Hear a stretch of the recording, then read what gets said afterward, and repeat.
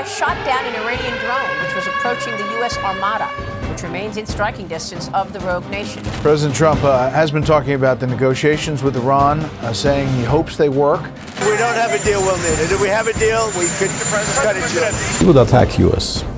and U.S. assets and facilities, everything they have. Something just happened that every radar operator inside Iran's air defense network has been dreading since June 22, 2025. On February 11, 2026, flight tracking data and air traffic control intercepts confirmed that U.S. Air Force F-35A Lightning II stealth fighters, the exact same jets that penetrated Iranian airspace ahead of B-2 bombers during Operation Midnight Hammer, were observed crossing the Atlantic, landing at RAF Lakenheath in the United Kingdom, and moving toward the Middle East. U.S. Air Force F-35A Lightning II stealth fighter jets were observed flying toward the Middle East on February 11, 2026, the latest step in the military buildup as the Trump administration weighs possible strikes on Iran. A half dozen had already arrived at Lakenheath on February 9th. 6 more were tracked departing for Muwafaq Salti Air Base in Jordan on February 11th, a base that puts them within operational range of Iran's western border. These are not defensive aircraft. The F-35A is the variant specifically designed and already proven to kick down Iran's air defense door. The Iranians know exactly what these jets are capable of because they watched them do it 8 months ago. And their air defenses, whatever is left of them after Midnight Hammer and the 12-day war, are now scrambling to track every movement, every flight path, every radar ping that suggests these aircraft are turning east. Before we break down exactly how the F-35s entering Iran's extended strike radius is forcing Tehran's military commanders into decisions they cannot afford to get wrong, what Operation Midnight Hammer revealed about Iran's air defense vulnerabilities that no amount of Chinese radar equipment can fully fix, and why the combination of stealth fighters in Jordan, F-35Cs already shooting down Iranian drones from the Abraham Lincoln's deck, and a second carrier being ordered to prepare for deployment has pushed this crisis to the edge of the most consequential military decision since the Second World War.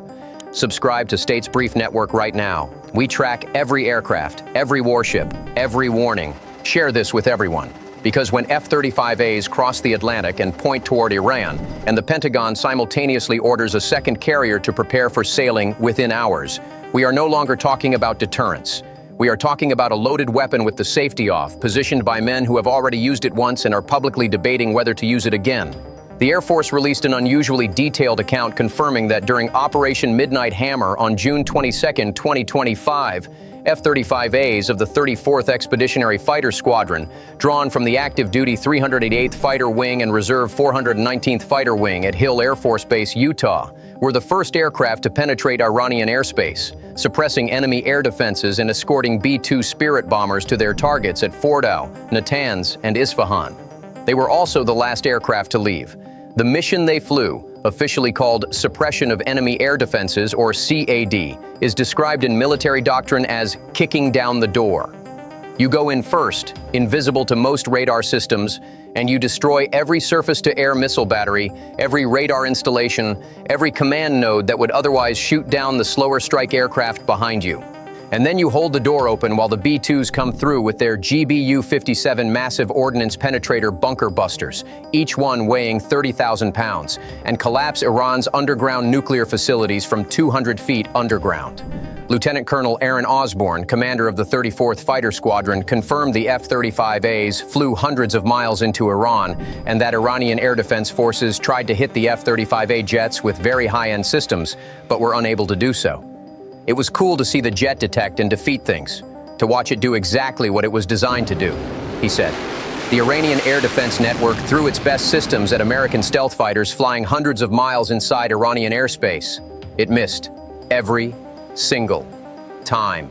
But here's what nobody in Tehran can afford to forget, and what makes the F-35As now moving toward Jordan a threat that Iran's military commanders cannot dismiss, cannot ignore, and cannot confidently intercept. The F-35As participated in the 125 aircraft strike package alongside F-22s, F-15Es, F-16s, and Tomahawk cruise missiles, with the fighter escorts firing 30 munitions at Iranian surface-to-air systems during the ingress and egress routes. 30 munitions against Iran's most advanced air defense sites, all of them struck. And now, 8 months later, the U.S. Air Force is restocking the GBU-57 massive ordnance penetrators used against Iran's underground nuclear facilities. because the Pentagon just requested fresh production of the bunker busters, with Air Force documents confirming the restock is underway. The weapons used to destroy Fordo, Natanz, and Isfahan are being replaced. The aircraft used to clear the path to those targets are moving back into range. And Iran is watching every data point, every radar track, every flight manifest, trying to calculate whether the Americans are positioning for negotiation or positioning for a second strike, and whether they can tell the difference before it's too late. Then came the moment on February 3rd that told Iran's air defense commanders everything they needed to know about what these F-35s are capable of right now, in real combat conditions, off the Iranian coast. Not in simulation, not in training, but in the actual contested airspace of the Arabian Sea. On February 3rd, 2026, a Marine Corps F-35C from Marine Fighter Attack Squadron 314 embarked aboard the USS Abraham Lincoln, shot down an Iranian Shahed 139 drone after it approached the carrier despite de-escalation measures, with U.S. Central Command confirming the carrier was operating in international waters approximately 500 miles south of Iran. The Shahed 139 had been transmitting surveillance and reconnaissance data before it was destroyed, meaning it had been photographing the carrier's flight deck configuration, aircraft positions, crew patterns, and operational posture right up until the moment the F-35C ended the mission. Iran was not just provoking. Iran was collecting targeting intelligence on the carrier that would be used to plan an anti-ship missile strike if the order came from Khamenei. And the F-35C killed it before the picture was complete. The same day, 6 IRGC Navy gunboats attempted to intercept and seize the U.S.-flagged tanker MT Stena Imperative in the Strait of Hormuz, forcing the USS McFall to intervene and escort the vessel to safety. Drone surveillance of a carrier, tanker seizure in the strait, both on the same day. This is a regime conducting active military operations against American forces, while simultaneously sending diplomats to Oman for indirect nuclear talks. And here's where the full picture of what is now positioned in the region: aircraft, warships, missile defense, and the strategic bombers that have already proven they can reach any target in Iran, reveals why Iran's air defense commanders are in an impossible situation. As of February 9th, the U.S. Air Force had boosted its fighter footprint in the Middle East to 3 full squadrons of F-15E Strike Eagles, 1 squadron of F-16 Fighting Falcons, and 1 squadron of A-10 Thunderbolt II attack aircraft. One of those F-15E squadrons, from Mountain Home Air Force Base, Idaho, has been continuously deployed in the region for roughly 10 months, an unusually long rotation that signals Washington is maintaining sustained combat readiness rather than rotating for training cycles. The USS Abraham Lincoln Strike Group includes destroyers USS Frank E. Peterson Jr., USS Spruance, and USS Michael Murphy, all Arleigh Burke-class Aegis warships loaded with Tomahawk cruise missiles capable of striking targets deep inside Iran. Patriot and THAAD missile defense batteries have been moved into theater. Guided missile submarines, positions undisclosed for operational security, are deployed but not publicly tracked. And the USS George H.W. Bush, completing training drills off Virginia, has been ordered to prepare for deployment, with the order potentially coming within hours. A second carrier strike group would provide the additional tactical air power required for what military analysts describe as a major sustained operation, the kind the current single carrier force cannot fully support alone. Think about what Iran's Supreme National Security Council is staring at on its operations map right now, and why it just made major changes to its military chain of command, specifically citing the need to strengthen war deterrence.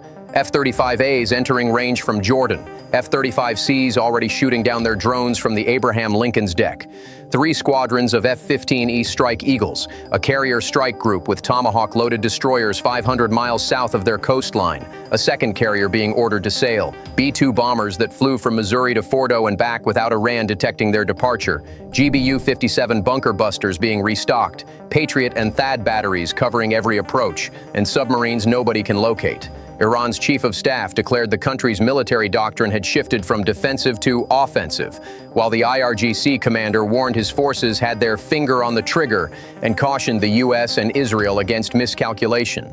Iran's foreign minister Araghchi published a piece in the Wall Street Journal warning of an all-out confrontation that would be ferocious and drag on far, far longer than the fantasy timelines being fed to the White House. Iran's state media reported preparations of graves at Behesht-e Zahra Cemetery for potential American casualties. And underneath all that public defiance is a military that Iran's own air defense commander admitted took damage during the 12-day war that was natural. and that Iran's state broadcaster had to publicly acknowledge it, had broadcast false claims of shooting down Israeli F-35s during the war, because Iranian military officials had fed it fabricated information. The Iranian state broadcaster's own head confirmed that the claim of shooting down Israeli F-35s during the 12-day war was never substantiated and had harmed the organization's credibility.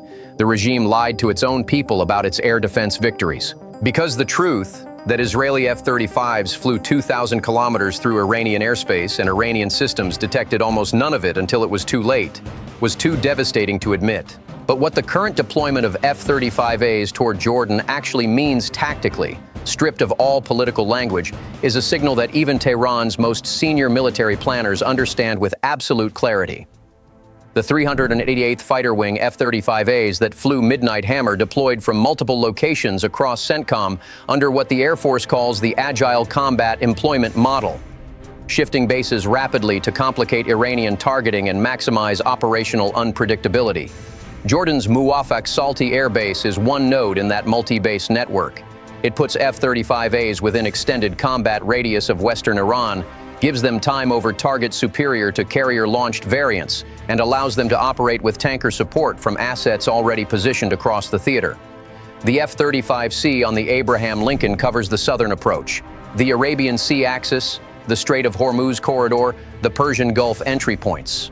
The F-35As in Jordan cover the western axis, the same routes the Midnight Hammer strike package flew through Iraqi and Jordanian airspace on June 22nd.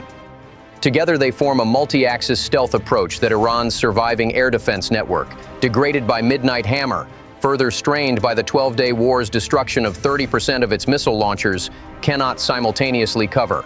Iran does not have enough functioning radar and SAM coverage to defend every approach vector at once. The Americans know which gaps remain. The F-35s are positioned to exploit every single one of them. And here's where Secretary of Defense Pete Hegseth's statement, delivered with the carrier already in the Arabian Sea and the F-35As already crossing the Atlantic, removes any remaining ambiguity about what Washington's red line actually is. Secretary of Defense Pete Hegseth stated flatly, "Iran will not have nuclear weapons capability. Not, Iran should not. Not, we would prefer Iran not. Iran will not." Present tense. Declarative. The statement of a man who has B-2 bombers, F-35 stealth fighters, bunker busters being restocked, 2 carrier strike groups positioning, and Tomahawk missiles on destroyers already within range, and who is telling the world that the outcome is already decided.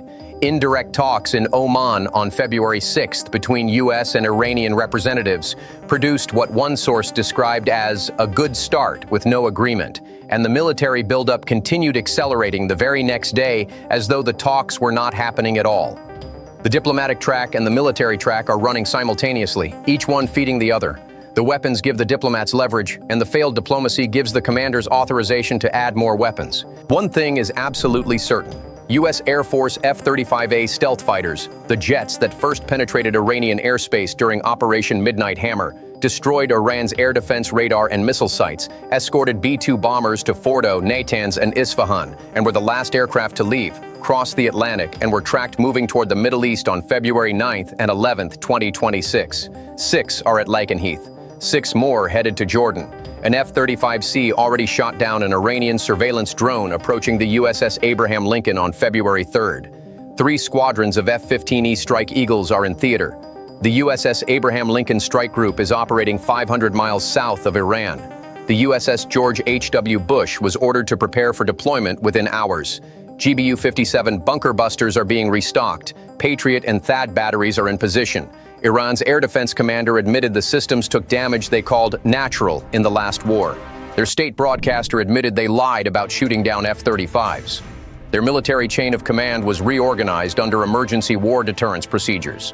And Iran's radar operators are right now staring at flight tracks heading east from Britain, trying to calculate whether these jets are stopping in Jordan, or whether Jordan is just another waypoint on a route they have flown before, to targets they have already struck once, and been ordered to be ready to strike again. Stay tuned.